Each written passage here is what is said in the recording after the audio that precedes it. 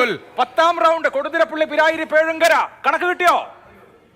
10ാം റൗണ്ടിന്റെ കണക്കുകൾ വരുന്നതേ ഉള്ളൂ. 10ാം റൗണ്ട് പേഴുങ്കര, പിരായിരി തുടങ്ങിയ മേഖലകളാണ്.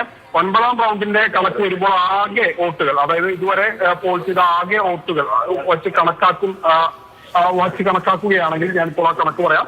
40,125 വോട്ടിന് UDF മുന്നിൽ, BJP 29,887 വോട്ട്, LDF 20,685 വോട്ടിൽ എന്നുള്ള നിലയിലാണ് ഇപ്പോൾ നിൽക്കുന്നത്.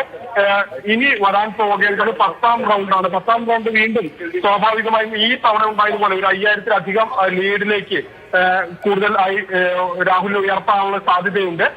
10ാം റൗണ്ടും 11ാം റൗണ്ടും പൊതുവെ UDF അനുകൂലമായുള്ള ഒരു ട്രെൻഡ് തന്നെ ഉണ്ടാകും. അതിനുശേഷമായിരിക്കും 12ാം റൗണ്ട് കഴിഞ്ഞായിരിക്കും കണ്ണാടി പഞ്ചായത്തിലേക്ക് പോവുക. അവിടെ മാത്രമേ ഇനി ഏതെങ്കിലും തരത്തിലുള്ളൊരു ഫ്ലക്ച്വേഷൻ ഈ ഒരു ഗ്രോത്തിന്, അതായത് രാഹുലിന്റെ ഈ ഒരു ലീഡിന്റെ ഒരു ഉയർച്ചയ്ക്കൊരു എവിടെയെങ്കിലും മറ്റൊരു സ്റ്റോപ്പ് ആ കണ്ണാടി പഞ്ചായത്തിന് ശേഷം മാത്രമേ ഉണ്ടാകാൻ, അല്ലെങ്കിൽ കണ്ണാടി പഞ്ചായത്ത് എൻഡി തുടങ്ങിയതിനു ശേഷം മാത്രമേ ഉണ്ടാകാൻ സാധ്യതയുള്ളൂ.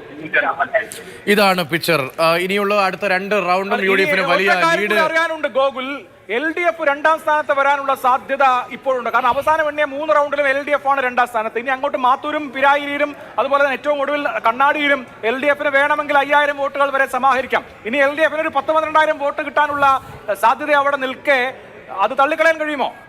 തീർച്ചയായും ഒരു 12,000 വോട്ട് കൂടുതലായി പിടിച്ചാൽ ഒരുപക്ഷെ 2ാം സ്ഥാനത്തേക്ക് LDF എത്താൻ കഴിയും.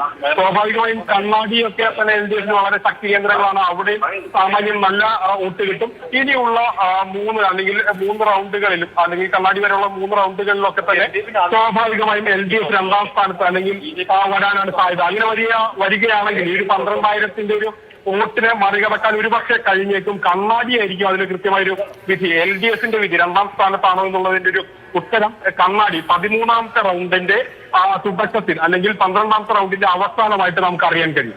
ശരി, അങ്ങനെ 2ാം സ്ഥാനത്തേക്ക് പാലക്കാട് LDF വരികയാണെങ്കിൽ P സരിൻ എന്ന് പറയുന്ന സ്ഥാനാർത്ഥിയുടെ വ്യക്തിപ്രഭാവം അതിനൊരു വലിയ സ്വാധീനമാണെന്ന് LDF തന്നെ സമ്മതിച്ചു കൊടുക്കും.